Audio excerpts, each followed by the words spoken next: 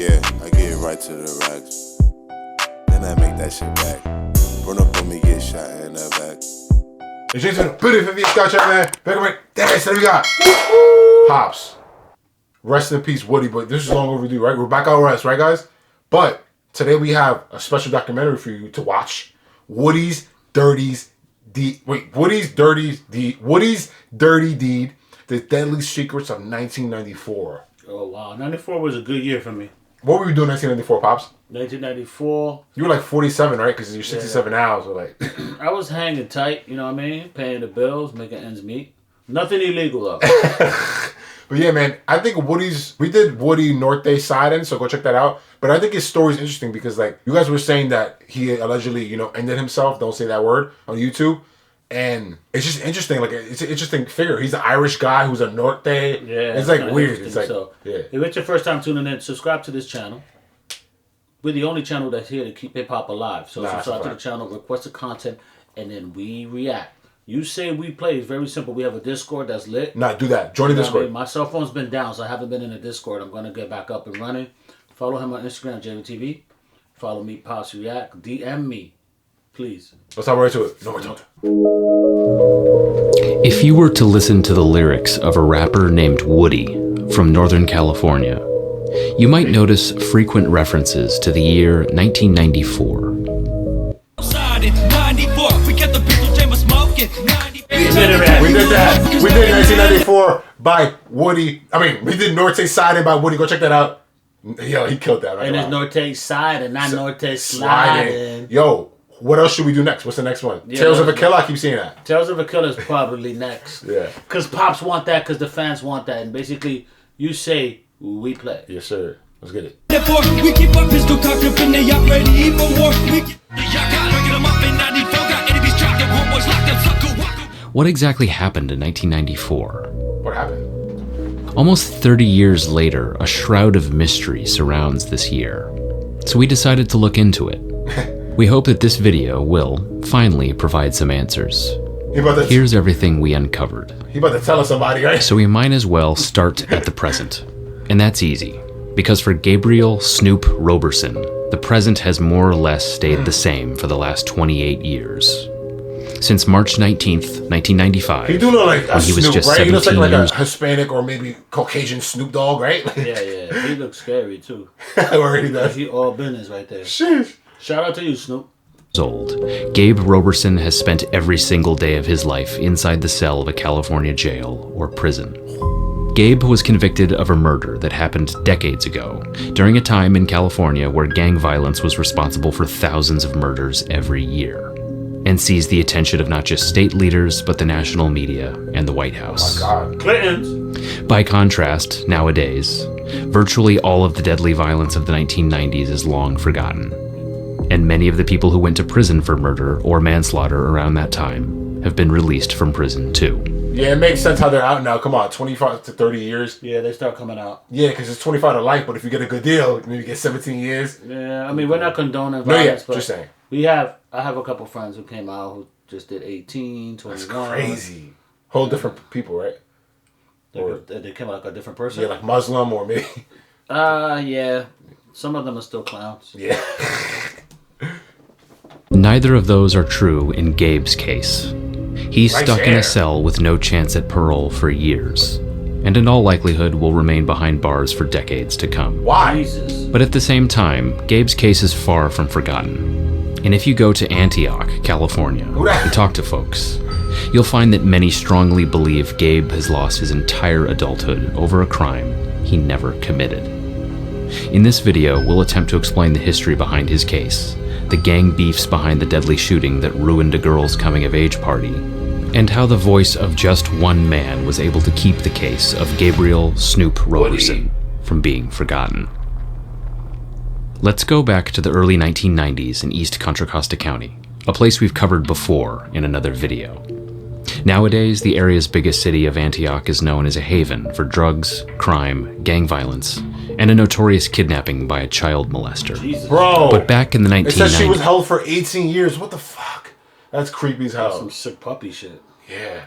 I never heard of the city, right? Antioch? Never heard of that. Never heard of it. It has to be by the Bay, because if it's Woodie's story, he's from the Bay, so. Yeah, let us know. Is it by San Fran or Oakland? Yeah, please. Let us know. Antioch sat at the crossroads between being a farm town and a quiet bedroom community, and was little more than a blip on the radar to folks who lived outside of the immediate area. Its neighboring city of Pittsburgh, however, had a different reputation back then. Pittsburgh was a high-crime area, and a place known for shootings, robberies, gang brawls, prostitution, open-air drug dealing, and practically every other crime you can think of. And while Bloods and Crips violence grabbed the nation's attention in the Los Angeles area, in Northern California there's a different kind of color war going on. Norteños and the Sureños. Translated simply to Northerners and Southerners, who claimed red and blue, respectively, and carved out territory through cliques that formed organically throughout the Bay Area, Central Valley, and coastal communities. During the 1990s, a few such subsets rose to prominence around the same time. They were largely made up of kids who were just a few years past puberty, yet their lifestyles and the crime... Look at Monica and Sophia, there was game bacon back then, what the So it's interesting, because it's blue and red, right, Pops? So that means, what if I want to be neutral? You gotta wear purple. Can I wear purple? Because Sureño, I thought Sureño was like LA and San Diego, because South. And then I thought Norteño was like the Bay, so it's not like that, right? So you guys gotta explain those. Yeah, explain to us, because we're from New York. We don't know about that. Hey, did you ever hear about Norteño before we did? You kind of. Yeah, but I didn't know that there was so much beef in it. I've heard of it like in. I heard of rumbles of it like for jail, because I watched like a bunch of jail shit. Because I never been to jail, but I was curious about it. Crimes they committed were well beyond what you'd expect from a group of kids. Wow. The prominent Sureño gang in Pittsburgh at that time was Los Monkeys 13, or LMT, whose territory centered around West Boulevard. So, M is the 13th letter in the alphabet, and that's why you have MS-13 and Los Monkeys 13. They're paying respect to the Mexican mafia. So, basically, essentially, when you go to jail, the Mexican mafia... even out there in America, right? Well, especially out there, they run the jail system. Yeah. Because nobody run deeper than the Brown. No, that's a fact. Like Mexicans run super deep. Not the Black Gorilla family, not the Crips, Bloods, or the white supremacists. Woods. The Woods are called again. Parents who were from Los Angeles or who had traveled from that area were more likely to join LMT. But if you were an up-and-coming Norteño, you probably ended up in either the Pittsburgh-based East Bay Locos or the Antioch gang known as the West 20th Street Norteños, a name bestowed upon them by a local newspaper, also called West Twomp for short. The media's bringing plenty of feedback making us look like monsters. Level of us West 20th Street, yeah, we West monsters. Members of these two groups were known to intermingle, and the violence between both Norteño cliques and the LMT became almost routine. That brings us to April 16th, 1994, when a 16-year-old Pittsburgh resident named George Garcia decided to take advantage of his father going a couple hours south to San Jose and invite friends over to his home on 138B Madeline Street. He asked about a half dozen people to come over, but one of them, a guy named Goofy Eddie Segura, who drove a distinctive 1979 Burgundy Monte Carlo, circulated a flyer advertising the party around two local high schools, so a lot more guests were bound to show up. Among them were brothers Carlos Blackbird Ramirez and his brother Ray, as well as Gabe Roberson and a host of other EBL and West 20th Street gang members. For you see, George Garcia was a Norteño and was hosting a party with many Norteño guests, despite living right in the heart of Sureño territory. They soon learned that they weren't the only ones who knew about the party. You know what that night. means, bro? There's a lot of murders that happen over parties. Like, there's so many murders. We watched another documentary that there was a murder. Yeah, little Jody Well, rest in peace. He's from Sacramento. He died at a party too. Yeah. And a bunch of another guy too that we did. Go check that out. The documentary with Sacramento gang wars. We covered that Swamp Stories. Go check that out. But yeah, it was pretty deep. Yeah.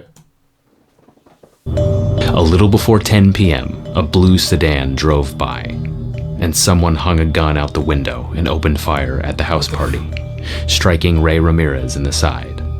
He fell, hitting his head on the concrete, while the bullet instantly paralyzed him from the waist down.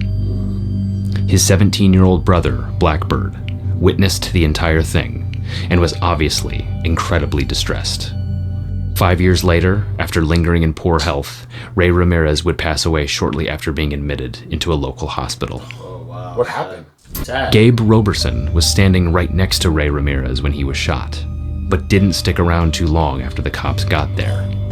He would later explain that he'd decided he'd had enough for one night and simply walked on home while replaying the traumatic events of the evening in his head, while other norteños from the party plotted retaliation. This incident set off a chain of events that would forever change the lives of everyone involved. Wow. It just so happened that on the same evening as the party on Madeline Street, a family was hosting a coming-of-age party for 15-year-old Cristina Ramirez at the Veterans Hall in the neighboring town of Antioch. Known as a quinceañera, the celebration was set to go well into the night, fully catered with food, beer, and music. Quinceañeras are typically joyful events, full of life and dancing, where the young lady who's being celebrated gets to help plan her own party in great detail. In this case, Cristina made a seemingly innocuous decision that might have factored into the tragedy that was about to unfold that night. She decided that guests would wear sky blue, and that the room should be adorned with white and blue balloons. Simultaneously, Christina's father hired a band but gave the musicians specific instructions. They were absolutely not allowed to invite anyone else to the party, despite that being a somewhat common practice for hired bands. Unfortunately, the band ignored this request from the Ramirez family, and at least one member invited some buddies to enjoy the fun, including an LMT Sureño named Cristobal Lozano. 2 years later, Lozano would be arrested along with 4 other Sureños on suspicion of killing 18-year-old Luis Cano in Antioch. Wow. And he'd later take a plea deal for an assault with a firearm charge. So I guess he's gonna connect somehow to this murder also, or he's gonna shoot back or something like that. Something. Wow. So they brought their fucking little gangbanger friend with them. Yeah. He was wilding. And remember that these guys are probably grown men now, but at that stage, they're at an adolescent stage. Yeah, their brain was And, developed. Their brain was developing. They were influenced a lot by Older homies. and shit around them. And sometimes when you're young, you make irresponsible decisions. There's no such word as unresponsible. Irresponsible decisions. And you get caught up in this world, and next thing you know, you sit in jail. And some people never recover from that. They come out and they go in and out of jail. Some people Change their life around. Yeah. But on this night, police were pretty certain that he'd had nothing to do with the shooting at the party that paralyzed Ray Ramirez. And the 2 suspects who police eventually identified, Joel Pirate Tapia and Baltimore Arroyo, were never charged with shooting Ray. But they were known LMT Sureños who were both implicated in other unrelated acts of gang violence. At any rate, the quinceañera was coming to an end a little before 1 a.m. on the morning of the 17th, when party guests noticed a subtle disruption. A young man, whom no one invited, opened the door to the Veterans Hall and peeked inside, appearing to carefully inspect each table of attendees. He appeared to fixate on Cristobal Lozano. Then he closed the door and left. Multiple attendees would later identify this person as Goofy Eddie Segura, who had arrived in his Monte Carlo with a carload full of norteños. Around the same time, one of Christina's friends came up to her and told her, "There's a bunch of norteños outside." Cristina replied that someone should tell an adult. But before long, 2 more young men burst into the Veterans Hall. One armed... Why would you make it into a whole public shooting? With kids and families? Yeah, that was the dumbest decision ever. You could have just waited for a homeboy to come out or caught him at another time. Why would you involve a bunch of innocent women and children and families? It's bad, poor decision, man. But why? So she said there's a bunch of Northers outside, so that means her family was from the Sureño side, I guess? Well, not really. They just knew that they were gangbangers. Yeah. Shit was not looking good. What? Revolver, the other with a sawed-off shotgun. Oh my god. They appeared to be aiming at Lozano, who was standing near the band, when they opened fire. What the fuck? Lozano escaped injury completely, but 5 people were hit, including 2 of Christina's uncles and 3 other party You got the guests. pictures? Alfredo Gutierrez, an uninvited guest whose brother was in the band, was one of the men to be hit by a bullet. He would later recount, quote, "I just couldn't breathe when I got hit. It felt like someone hit me with a bat on my ribs." A couple feet away from Alfredo, 26-year-old Jorge Franco fell to the ground and keeled over, quickly bleeding to death from a gunshot wound that struck him directly in the heart. Oh my God. In the span of a few moments, this coming-of-age party had been turned into a gangland bloodbath, and almost none of the party guests saw the shooters as anything more than a couple of shadowy figures who left as quickly as they'd arrived. Despite the plethora of witnesses, the possible connection between the earlier shooting in Pittsburgh and the fact that Goofy Eddie had been positively identified just moments before the actual shooting, no arrests were made in the case for years. Wow. And youth violence in Yo, East they didn't County- arrest nobody. They gotta make an. I'm not a cop, guys. I'm sorry, I'm not a snitch, but I'm saying they gotta make an example out of this. The police department, the prosecutors. Well, this is back then. They don't, now you know that they don't care. Oh, okay. They didn't care. But It's just, they it's killed just innocent people, killing though. it. Yeah, it's just people killing each other. This is wild. And everybody in the hood knew who did it. Yeah, right. Everybody in the Everybody hood knew who did it. Everybody knew who did it. because the car. They know the car. Yeah. 2 months after Franco was killed, an underage East Bay Locos member named Gabriel Olage was arrested for stabbing a 17-year-old Hayward boy at the Sun Valley Mall in Concord, California, after they both yelled out their names of their respective rival gangs. Olage was sentenced to a stint in the notorious California Youth Authority and released shortly before his 21st birthday. This is wild. Like all these kids are like their parents are probably straight from the motherland of Mexico, the South American lands, and they're coming here to just destroy their lives. Like you're supposed to come here and make a better life, and y'all just doing the opposite. Yeah, it's but kind a of weird. A lot Like, of senseless you violence. should have just stayed in Mexico then, right? Yeah, a lot of senseless violence. And just kill people out there and probably get away with it. Yeah. You're not getting away with it in America. But just 2 months after his release, Olage was shot in the neck and killed in Pittsburgh. Damn. The suspected shooter, 18-year-old Alfonso Calderon, was identified as a fellow Norteño who Olage allegedly mistook for a rival and confronted with a knife. Oh, okay. The shooting was ruled self-defense. In August 1994, George Garcia would become implicated in a Jorge. homicide in Antioch, alongside another teen named Victor Ayala. According to police, media reports, and Garcia's own statement, Ayala fatally shot 18-year-old Philip Adrian Nolan, while Garcia fired off a sawed-off shotgun. Ayala was charged with murder, while Garcia was hit with attempted murder charges. But their cases were handled in juvenile court, where penalties are much lower and the proceedings stay out of the public's eye. Copyright. Nolan's death was preceded by the killing of a 14-year-old Richard Orellana in nearby Concord just 2 weeks earlier, which was also chalked up to the Norteño-Sureño conflict.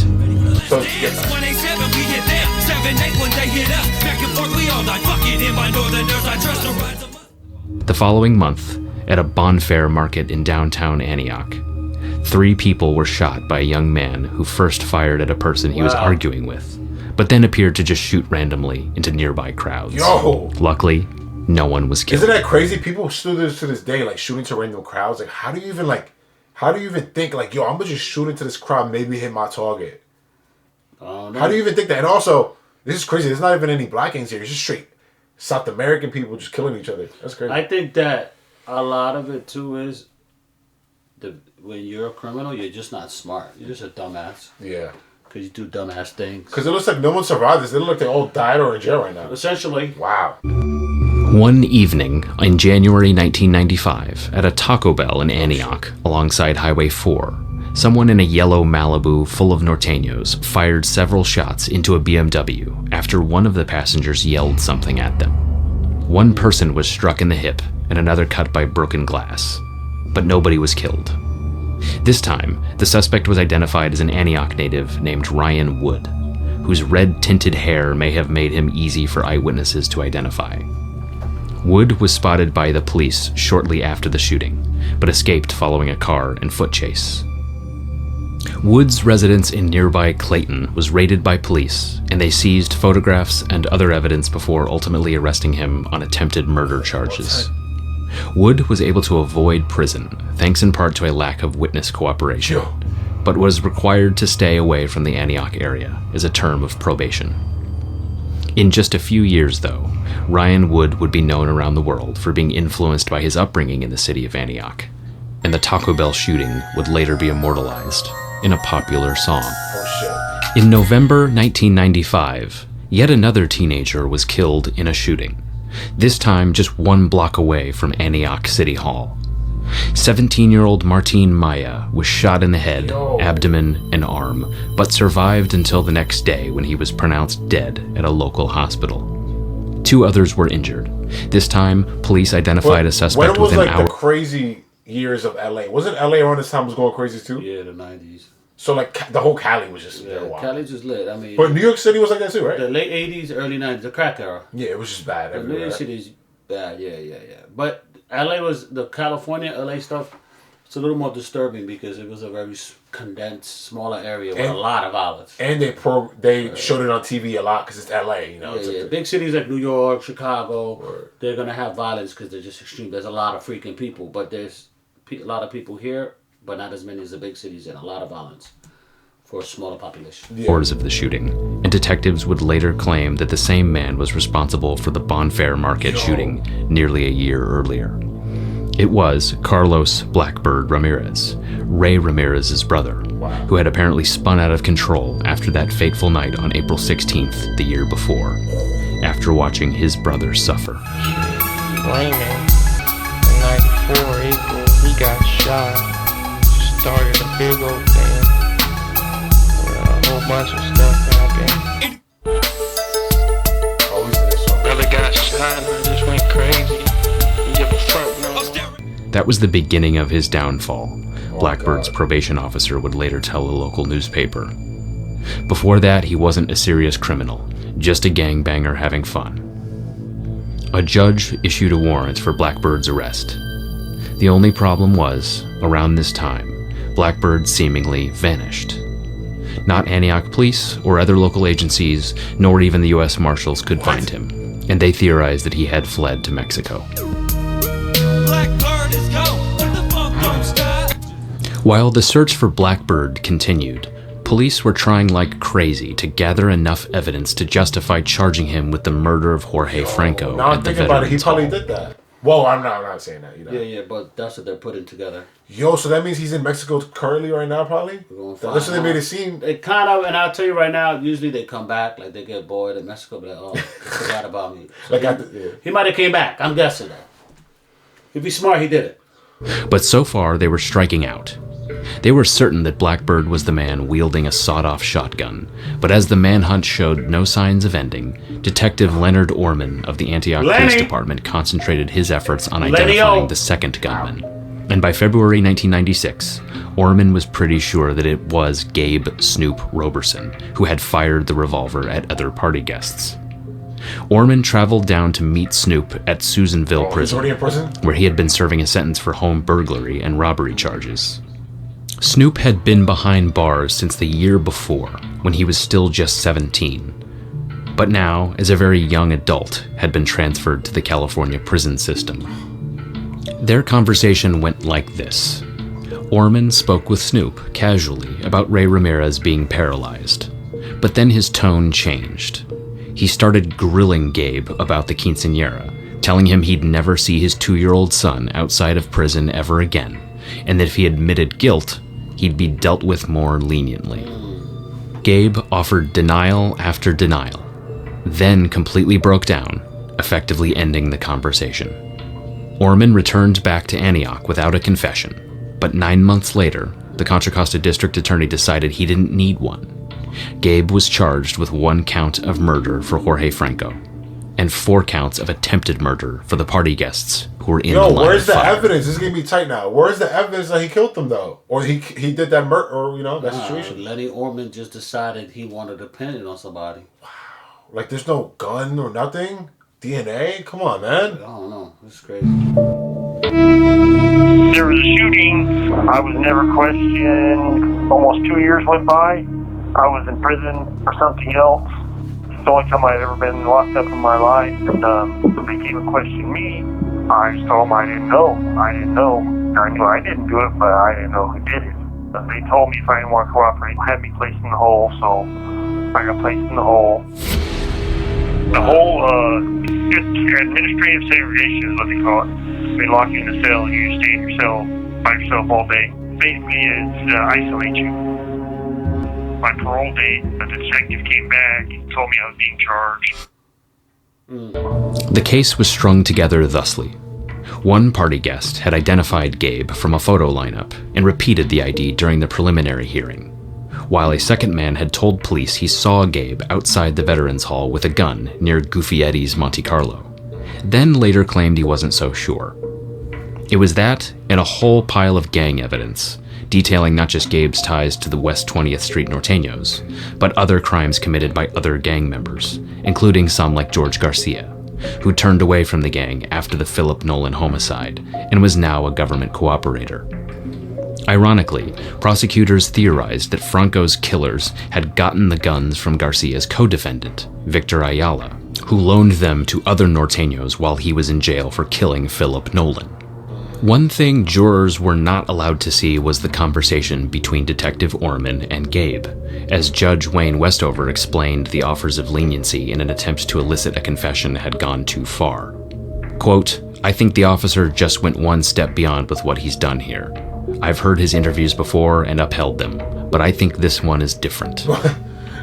Gabe, I upheld them before, so this one's good now. Take him into jail. I believe him this time. What the what's going on Yeah, here? it's a lot. It's a lot, man. Is this guy still in jail? Like, this is fucked up. I know. This is next level. was brought back to the Contra Costa County Jail, and his trial started in early 1997. As expected, prosecutor McGregor Scott brought forth both gang members and several party guests as witnesses. One, a former Norteño named Miguel Fregoso, who'd claimed that he'd seen Gabe outside the Veterans Hall, now waffled. Quote, "I don't remember. I don't know. It kind of looked like him, but I'm not sure." Only one person positively identified Gabe as the shooter in court.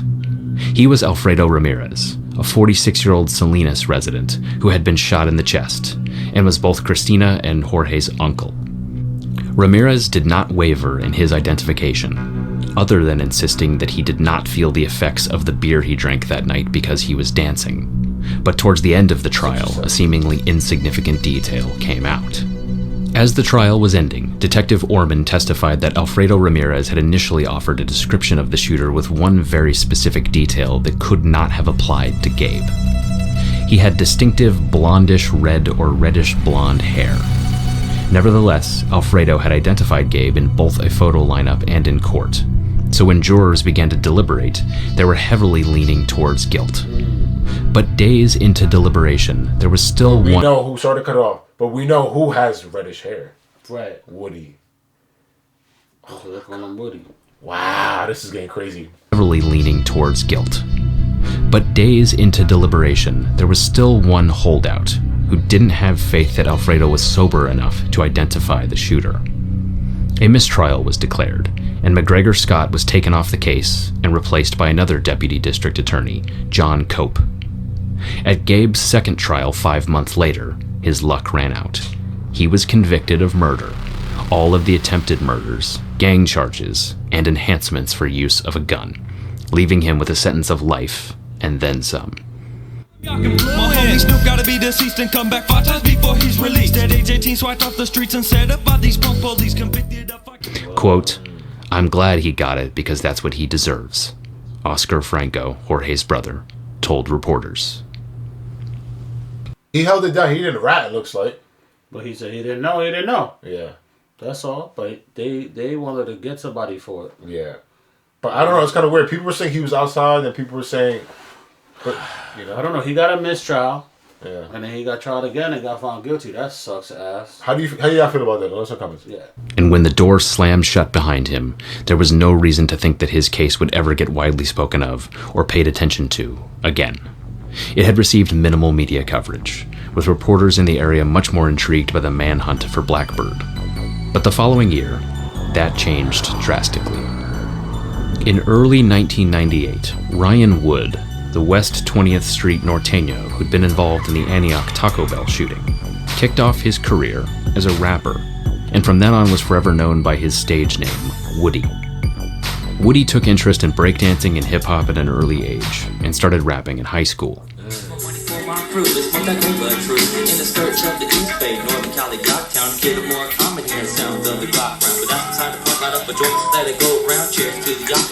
That'd be fire. Michael Jackson, I want to rock with you. Despite some significant hurdles, he was white in an era where Vanilla Ice had made a mockery of white rappers. He was self-funded. His hometown lacked major street credibility at that time. He produced his own beats, and he lacked mainstream acceptance or distribution. His debut album, Yak Influenced, began generating a buzz.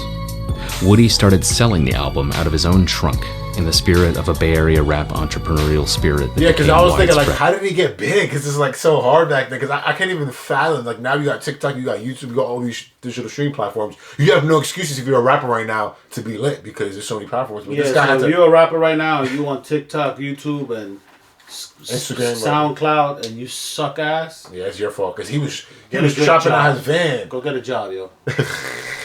In the early 2000s, but eventually started stocking the shelves of local record shops. Oh, shit. In the blink of an eye, Yak Influence was being sold out of Tower Records, Sam Goody, and other major chains.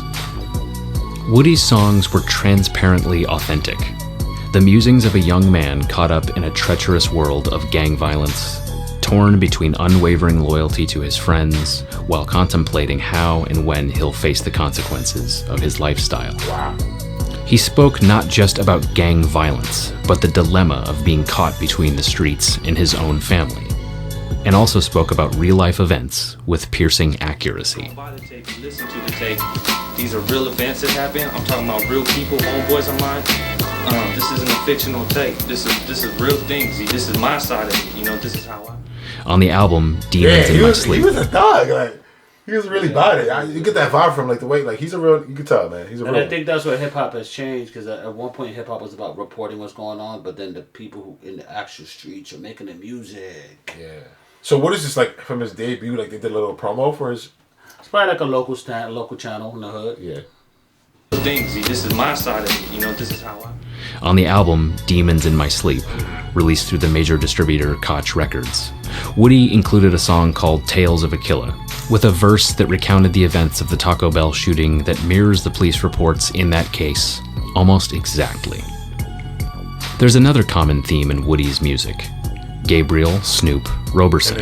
Oh, wow. In song lyrics, album liner notes, and in interviews with the media, Woodie insisted that Snoop was innocent and praised him for his, quote, loyalty. He made the Lord see his loyalty and overlook his sins when he dies and let him live in royalty. Woodie also had a message for Snoop. Quote, "We got that appeal lawyer coming. Needs help locked in a prison cell. Fight for an appeal and get him out while he still has his health. I'm trying to make enough money to hire Johnny Cochran. He's moving innocent prisoner from the walls. As Woodie's fan Johnny base. Cochran, that's a famous lawyer, right? Who do you get? One that got OJ. OJ? Yeah, Yep, that makes sense. He's the Kardashians. No, he's part Brother. No. Team. Never mind. Yeah. A dude on the team was a Johnny Cochran. Yo, you heard of Koch Entertainment? That's what Yeah, no, not Koch Entertainment. Koch Records? Well, it's Koch Records, but they were more of a distribution. You heard of them? Yeah. All the rappers like Jim Jones and the Locks and all them go to Koch for distribution. Oh, like Empire. Like they'll make an album there and then they go to them so they'll distribute it. That's fire. Johnny heard of that. Cochran, moving innocent prisoner from the walls. As Woodie's fan base grew and the phenomenon of anonymous internet forums began to spread in the early 2000s, fans across the United States grew curious about this person, Snoop, that they kept hearing about in songs.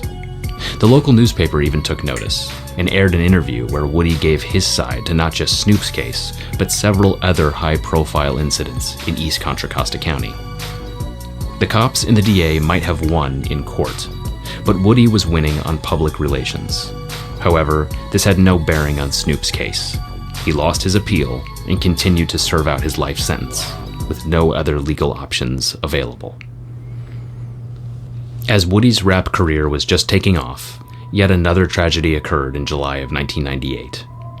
After a manhunt that lasted 4 years, Blackbird surfaced in Antioch, but he would never end up in police custody. He allegedly showed up at the home of his ex-girlfriend, took their 2 kids and barricaded himself inside the house for what turned out to be a multi-day standoff.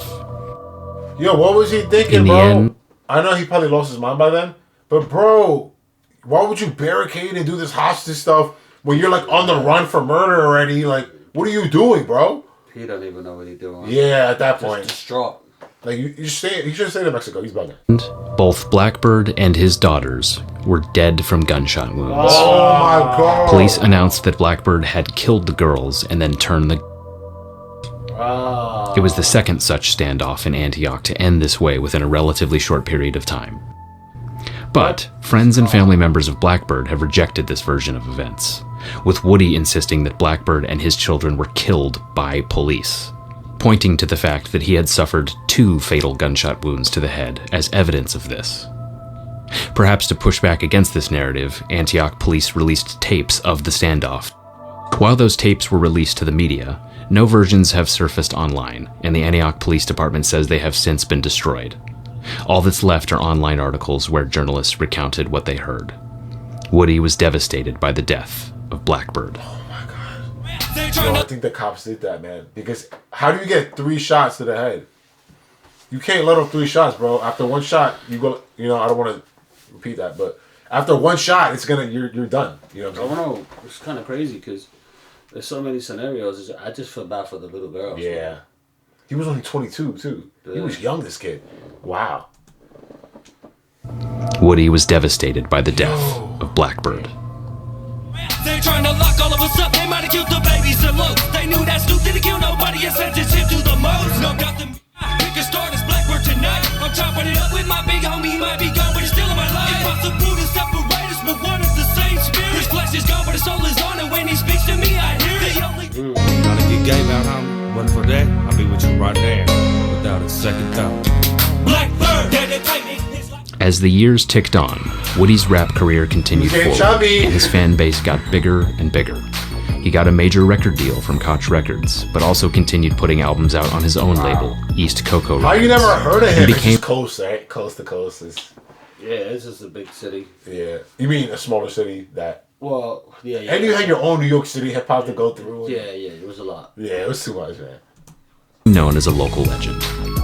He continued to rap about Snoop's loyalty and how he was wrongfully convicted, with lyrics that seemed to hint at the identity of the real perpetrator. Just as long, I can't appreciate enough the days like this I live to see. If it wasn't for a homie like Snoop, Snoop would be me. And although Blackbird ain't here to share it in, but didn't have a clue that I would soon be gunning for revenge. For my enemies that paralyze and slowly seal the fate of my blood brother. Wait, what the Bible gotta say? If my family's hurting anyway, somebody's gotta pay for its homies. Wow. Right? Police say forever Snoop's locked down. He's innocent, you can ask the yacht town. I do my devour, strip that OG from his reputation in the late night hour show. Shower, let the situation sour with funk, but ain't no stopping the popping that gets to dropping these punks. I found my Around I honestly 2002. think he knew that he was innocent, man. He kept saying that over and over, like Snoop was innocent. You know what I'm saying? But you think he admitted that he kind of did it? Let's find out. Yeah, it looked like he's saying he did it, you know? Woodie moved to Paradise, California, a small town in the foothills of the Sierra Nevada, where he started meeting new people. Shortly thereafter, Woodie's music started to take on a darker tone. Lyrics about gangbanging and partying were overshadowed by lyrics about government conspiracies, mental health, and otherwise morose themes. But then, on March 7th, What are the morose 2007, themes? Woodie Where's that? died of an apparent self-inflicted gunshot. He was 31.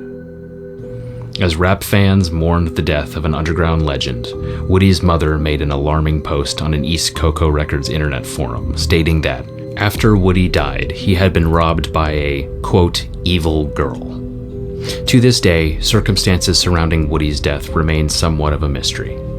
Online rumors spread that Woodie died in a town called Florence in Oregon. This rumor traces back to an online post by someone named Sharon M. We were able to verify that Sharon M. is in fact related to Woodie and resides in Florence, Oregon. We will leave it at that. Another rumor is that Woodie was distraught following the death of his wife, but we could not find any confirmation that Woodie was even married. We were also unable to locate a coroner's report, but did find confirmation of death from the Social Security. Because I was thinking, I was like, how they don't know this story, but this is in the 90s. Wait, no, he died 2007, so they should have better information about this, you know what I'm saying? Like, why is such a mystery? These guys did a good job digging shit up. Yeah. Wow. Damn. This is very interesting. And This doesn't even feel like half an hour. He knew his friend allegedly, so he did also? So it's like, I don't know. Mm-hmm. Wow, this is cool. What do y'all think, man? Death index. Nevertheless, not even Woodie's close friends know exactly what happened to him. Have you been dreaming about me? Yeah. Yeah. Yes. Duh. Yeah. Yeah. Damn, still can't believe my end is young. Can't shake the feeling in my gut, there's something more that went on. But you the only one that knows the truth, which adds to the stress. So many questions still unanswered, I can't seem to let rest. This way in here.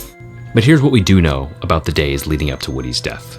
An IRS tax lien was levied against him in late 2006 for $10,282. He made frequent trips to Oregon and Washington. He used several burner phone numbers and even used a fake name to obtain a P.O. box in Paradise, California. In June 2009, Lenny Cervantes, who was a close friend of Woodie, died in a mysterious car accident in Paradise.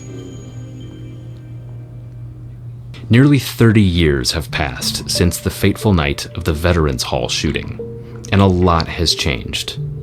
The men who prosecuted Snoop went on to become a leading U.S. attorney and a judge, respectively, while his lawyer was also appointed to the bench.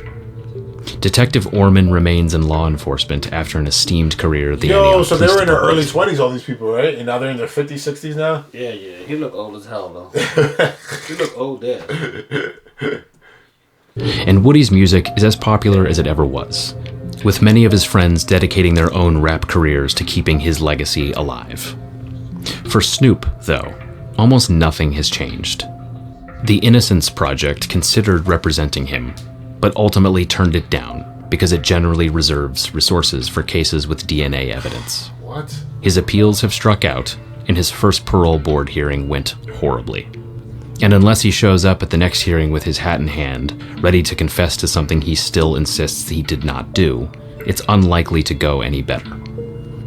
Barring a long-shot pardon from the governor, the only hope for Gabe Roberson would involve a review by the Contra Costa District Attorney's Conviction Integrity Unit, which, ironically, is reviewing thousands of convictions, due to a massive scandal involving alleged corruption, criminal activity, and racism within the Antioch Police Department. But while none of the involved officers were around when Snoop, Woodie, and Blackbird were roaming the streets of Antioch, many in the local community see it as vindication to their claims of rampant, ongoing corruption within the police department. There has been but one major recent development to all of this, but once again, it came from the rap world, not the court system. In mid-2022, a Pittsburgh rapper named AWAX, who was the longtime friend of Woodie, put out a song called East Coco, a clear tribute to Woodie's record label of the same name. In it, AWAX claimed first-hand knowledge of a confession tape that Woodie allegedly recorded shortly before his death, where, quote, everything that Snoop is in jail for, he, as in Woodie, admitted to. That tape, if it ever surfaces, could be a get-out-of-prison card for Gabe, combined with a witness statement that indicated that a man with distinctive I don't blonde think this guy's red... doing that for clout, because why would he do that? You know, that was his friend. No, that guy, AWAX, that he said on the rap. That's not, like, he's not lying about that, right? I don't think so. Because don't know. The way Woodie was going for Snoop about, like, free Snoop, he's innocent, throw the charges. He said that, like, over 10 times, bro. If it wasn't for him, it'll be me. Yeah, it was deep. Yeah. Hair was holding the revolver. But, like so many subjects of intrigue in this tragic tale, the evidence of its existence is limited to the lyrics of a classic Bay Area hip-hop record. So far. Yeah, and I love all my family, all my homies. You know, I never turn my back on any of y'all. How could I? Look what Snoop did. Loyalty above all laws. Wow. Wow, he said, look what Snoop did. I can never turn my back on y'all. Wow, this is deep. That's wow. So you think he couldn't live with that, y'all? Like, what do you guys think? Let us in the comments. Yeah, let us know what you want to do then, alright? We out of here. Peace. And I know how it gets, so I gotta stay low and not move my knot. I don't trust no nigga, I don't trust no man, ain't no friends, everybody get shot. You never know how nigga gon' throw, I'm hitting the flow with a couple of shots. You better move, you better duck, either way to go, you'll get got.